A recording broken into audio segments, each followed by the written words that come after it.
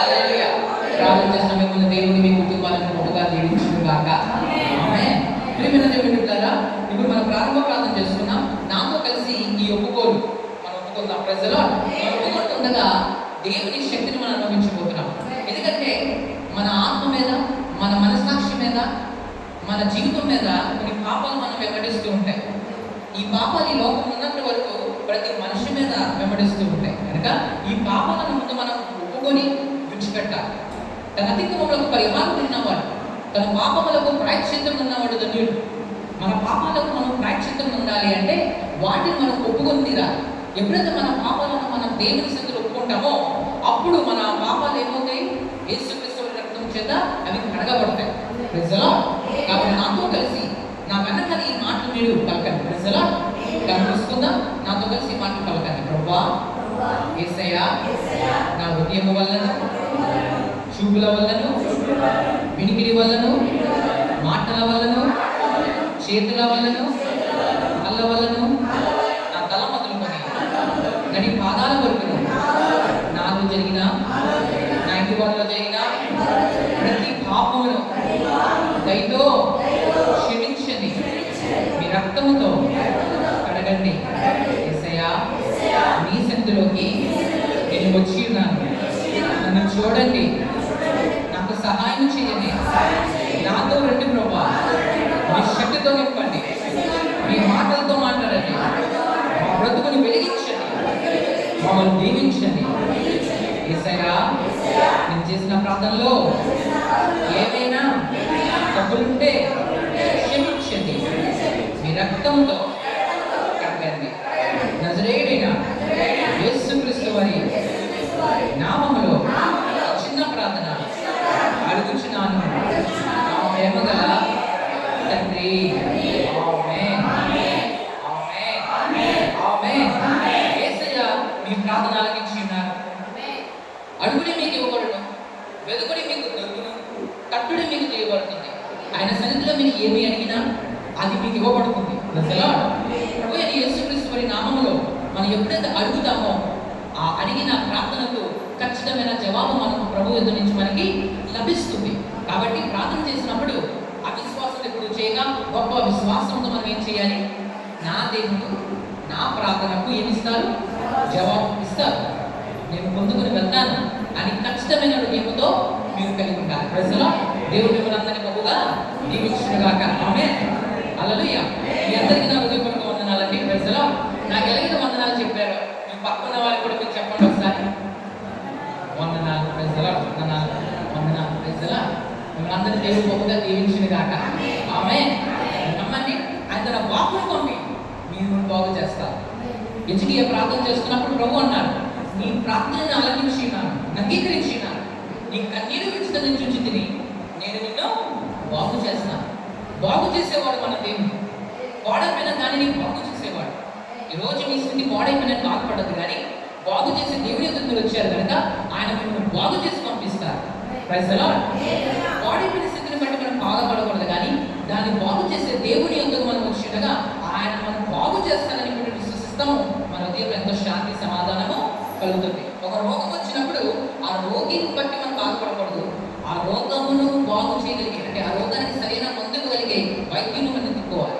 అలాగే మన జీవితం ఎదురే సమస్యల వల్ల మనం బాధపడకూడదు, కానీ మన సమస్యలను బాగు చేసే యేసయ్యకు మనం రావాలి, ఆయన మీద మన హృదయం పెట్టుకోవాలి, ఆయన మనం ప్రార్థించాలి. Praise the lord. కాబట్టి ఇప్పుడు ప్రియమైన దేవుని బిడ్డలారా, మనం అర్థం చేసుకుందాం, యేసుక్రీస్తు వారి రక్తాన్ని మనం ఉచ్చరించుకుందాం. యేసు రక్తము మనల్ని పవిత్రులుగా చేస్తుంది. యేసు రక్తము మన మనసాక్షి మీద ఉన్న ప్రతి కల్మషాన్ని తొలగిస్తుంది. యేసు రక్తము మనల్ని పరిశుద్ధపరుస్తుంది. యేసు రక్తము దేవునికి మనల్ని దగ్గరగా తీసుకెళ్తుంది. కాబట్టి ఇటువంటి పరిశుద్ధమైన రక్తాన్ని ఉచ్చరిస్తున్నప్పుడు అనాలోచనగాను అశ్రద్ధగాను కాక యేసే నీ కోసము నా కోసం చేసిన త్యాగాన్ని, కలవరి సిలువలో ఆయన పడిన ప్రయాసాన్ని జ్ఞాపకం చేసుకుంటూ యేసుక్రీస్తు రక్తాన్ని మనము ఉచ్చరించుకుందాం. కన్ను మూసుకుందాం. నాతో కలిసి యేసుక్రీస్తు రక్తాన్ని ఉచ్చరించుకుందాం. ప్రభువైన యేసుక్రీస్తు రక్తమే జయం, ప్రభువైన యేసుక్రీస్తు రక్తమే జయం, ప్రభువైన యేసుక్రీస్తు రక్తమే జయం, ప్రభువైన యేసుక్రీస్తు రక్తమే జయం, ప్రభువైన యేసుక్రీస్తు రక్తమే జయం, ప్రభువైన యేసుక్రీస్తు రక్తమే జయం, ప్రభువైన యేసుక్రీస్తు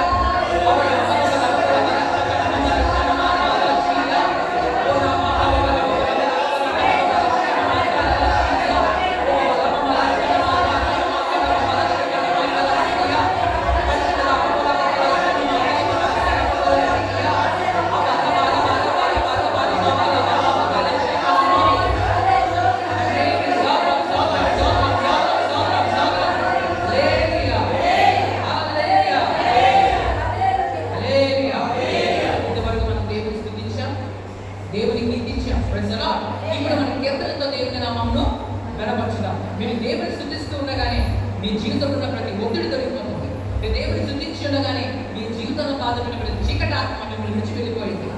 నమ్మండి, నమ్ముత నీ వల్ల అయితే నమ్మినప్పుడు నీ వానికి సమస్తము సాధ్యమే. ప్రజల దేవుడు మిమ్మల్ని మీ కుటుంబాలను గొప్పగా దీవించునుగాక. దేవుడు మిమ్మల్ని ఆశీర్వదించునుగాక. మీ కుటుంబాలను దేవుడు దీవించునుగాక, ఆశీర్వదించునుగాక. ఆమేన్.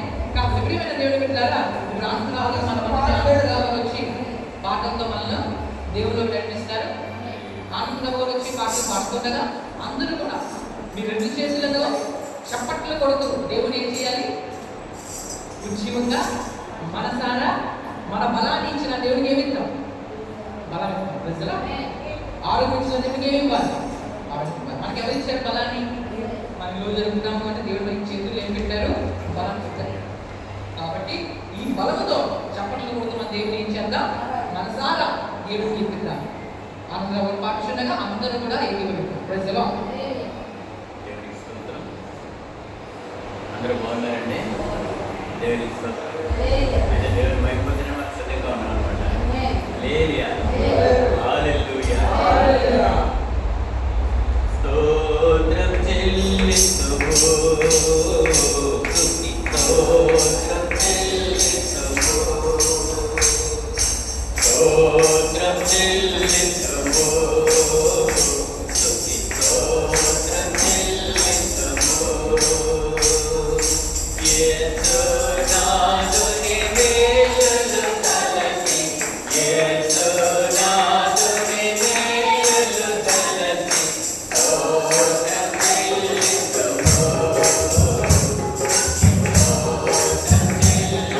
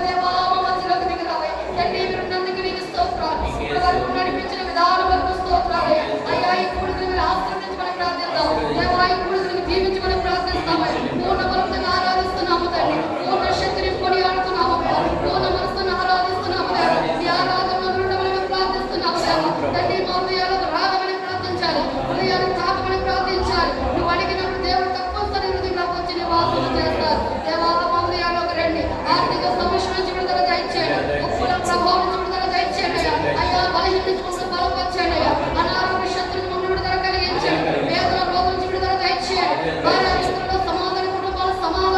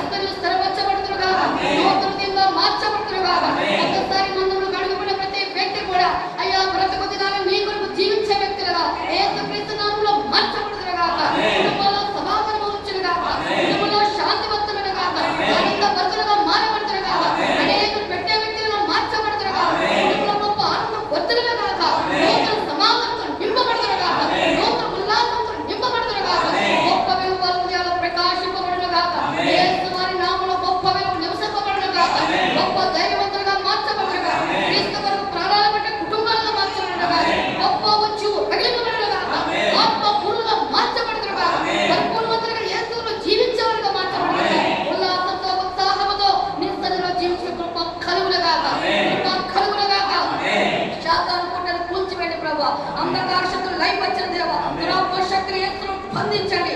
చీకటి శక్తులు యేసును తరిమి కొట్టండి ప్రభు. ఈ బిడ్డల పక్షం నీ చిత్తమే జరిగించండి. ఈ గోపురం అడిగి ప్రతి వ్యక్తి కూడా ఈ సంఘానికి ఒక స్తంభాలుగా మారిపోతురు కాక, ఒక ప్రభాస్తులుగా మార్చబడుతురు కాక, ఒక దృఢమైన సాక్షి నిలబడుతురు కాక, యేసు కొరకు ప్రాణాలు పెట్టేవారుగా, యేసు కొరకు కుటుంబాలు ప్రభు అతన్ని జీవించేవారుగా మార్చబడుతురు కాక, కుటుంబాలు సంఘానికి రావాలయ్యా. ఈ గోపురం అడిగి పెట్టి ప్రతి ఒక్క సమస్యలో కూడా వారితో నూతనతో ఉల్లసంతో ప్రార్థించుదురు కాక, పరిశుద్ధాత్మ కార్యక్రమం జరిగించండి. ఈ కొద్ది మందిని దీవించండి. రాబోయే వర్షం వల్ల త్వరగా రప్పించండి. ప్రతి కుటుంబాన్ని పేరు పేరున ప్రతి తలపై మీ ఆశీర్వాదాలతో నింపబడాలి. కుటుంబంలో సమాధానం కలిగి ఉండాలి. ఒక్క రక్షణలో పడితే భార్య రక్షణలోకి నశించిపోతుందేమో. ప్రతి కుటుంబానికి ఈ గోపురానికి రావాలి, ఈ మందిరంలోకి రావాలి ప్రభా. అడుగు పెట్టి సమాధానంతో దేవుడి కొరకు ఏదైనా చేయాలి ఆశ కలిగించండి, తప్పున కలిగించండి. ప్రతి రోజులో మంట పుట్టించండి ప్రభా. ఒక వారం వచ్చి రెండో వారం వెళ్ళిపోయిన వారు కాకుండా అయ్యా ప్రతిదినాన్ని నమ్మకం వేసి గోపురానికి స్థిరమైన స్తంభాలుగా ప్రభా, మూల స్తంభాలుగా ఈ సంఘానికి ప్రభా నిలబెట్టుకుని ప్రార్థిస్తున్నాము తండ్రి. గొప్ప ఉద్యోగులు ఈ సంఘాన్ని నిలబెట్టారు. గొప్ప ఉద్యోగులు రగిలింపచేయండి. పరిశుద్ధ పూర్ణంగా మార్చాలి ప్రభా. పరిపూర్ణ మంత్రులకి ఈ సంఘాన్ని మార్చాలి. సంపూర్ణ మంత్రులకి ఇక్కడ మార్చబడాలి. పోస్తున్న బోధకులు జరగాలి. ఆది సంఘంగా మార్చబడాలి. సత్యాన్ని సత్యంగా ప్రకటించే సంఘంగా, భక్త్యాన్ని ప్రకటించే సంఘంగా, పూర్ణ బలంతో ఆరాధించే సంఘముగా, పూర్ణ శక్తిని కనపరిచే సంఘముగా, ఆత్మతో సత్యంతో ఆరాధించే సంఘముగా, పూర్ణ బలంతో కుడియాడే సంఘముగా ఈ సంఘాన్ని నిలబెట్టుకుని ప్రార్థిస్తున్నాం. ఎంతమంది విశ్వాసందరూ వచ్చినారో ప్రతి ఆత్మని మీ చేతికి అప్పగిస్తున్నాం. పేరు పేరున దీవించండి, పేరు పేరున ఆశీర్వదించండి. కుటుంబాలను రక్షించండి. కుటుంబాలను రక్షించమని ప్రార్థిస్తున్నాం. ఇక్కడికి వచ్చిన ప్రతి ఒక్కరు కూడా అప్పుల బాధలు తీరిపోవాలి, ఆర్థిక ఇబ్బందులు తొలగిపోవాలి. అయ్యా తల్లి మనిషి వ్యాధుల మొదలు తీరిపోవాలి. అనారోగ్య సమస్యలు విడుదల కలిగి ఉండాలి. బలహీనలు బలపరచబడాలి. శక్తివంతులుగా మార్చబడాలి. గాడి మీద కొట్టని విడుదల కలిగి ఉండాలి. బతకాలంలో విడుదల కలిగి ఉండాలి.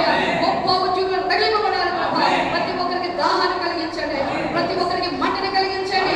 నా దేవుని సన్నిధికి ఎప్పుడు వెళుదామా, నా దేవునికి ఎప్పుడు కనబడదామా, ఒక ఆశ ప్రతి ఒక్కరు కలిగించమని మేము ప్రార్థిస్తున్నాము. పరిశుద్ధాత్మ కార్యక్రమం బలముగా జరిగించండి. అలాగే నీ దైవజనం నిలబెట్టి ప్రభు మాకు కావలసిన వర్తమానం అందించండి. నిన్న ప్రతి ఉదయం తాకబడాలి. ఉన్న ప్రతి ఉదయం మండిపోబట్టకు రూపని కలిగించదేవా. దైవస్థలను మరుగుపరచదండి. మీరేపటి నోటికి పూరగా ఉండి ప్రతి ఒక్కరిని తాకమని ప్రార్థిస్తున్నాం. ఇద్దరు ఏ వాక్యంతో మొత్తం మాట్లాడుచున్నావో ఆ వాక్యం మాకు స్థిరపరచదేవా. ఆ వాక్యం మరుగులో మండిపచ్చే, ఆ వాక్యం లోబడి బ్రతుకులు మాకు దయచే, ఆ వాక్యాన్ని వెంబడించే జీవితాలు మాకు దయచే. వచ్చి కొండలుగా మేము వెళ్ళిపోకూడదయ్యా. అయ్యా దీవులు మోసుకెళ్ళి బిడ్డలుగా మమ్మల్ని మార్చండి ప్రభావ. ఆశీర్వాదం మోసుకొని బిడ్డలుగా మార్చండి. ఒకరి 100 మంది తెచ్చే బిడ్డలుగా మార్చండి. 100 మంది 1000 మంది తీసుకొచ్చే బిడ్డలుగా మార్చండి. బలవంతులుగా మార్చండి. బిడ్డలందరూ ధైర్యవంతులుగా మార్చండి. క్రీస్తు కొరకు ప్రాణం పెట్టేవారుగా మార్చండి. బ్రతుకు దినాలని ప్రభు చనిపోయిన ప్రభు వారుగా, బ్రతికిన ప్రభు వారుగా మీకుంటే కృప కలుగులుగా, పరిశుద్ధాత్మ కలుగులుగా, ఆత్మములుగా మార్చబడుతురుగా, వెలుగుల బిడ్డలందరూ నింపబడుతురుగా, నూతన శక్తి వెలుగుతో తరలింపబడుగా, ఉదయం ప్రకటింపబడుగా, పరిశుద్ధాత్మ కార్యము జరిగించి దేవా మహిమ పొందమని ఉంచున్నాము తండ్రి. ప్రతి ఒక్కరి చేతుల పైకెత్తి హృదయపూర్వకంగా దేవుడికి ఇద్దామని మన మనసుల్లో మన దగ్గర తలపులన్నీ కూడా దేవుడికి ఇద్దాం దేవా. ఇది కూడా ఆలోచన ఏమి పెట్టుకోవద్దు. అనాలోచన ఎవరు ఉండద్దండి. ప్రతి ఒక్కరు దేవుని వైపు చూడాలి. దేవుడు మన మధ్యలో ఉన్నారని 2 చేతుల పైకెత్తాలి. 2 చేతుల పైకెత్తి మీరు దేవుడి ఇచ్చిన నోరుతో దేవుని స్తుతిద్దాం. మాట రాకపోయినా పర్లేదు కానీ దేవుని స్తుతిద్దామండి. అత్యున్నత సింహాసనముపై ఆసీనుడవై ఉన్న దేవా, అత్యంత ప్రేమ స్వరూపివి నీవే, ఆరాధింతును నిన్నే. అత్యంత ప్రేమ స్వరూపివి నీవే, ఆరాధింతును నిన్నే.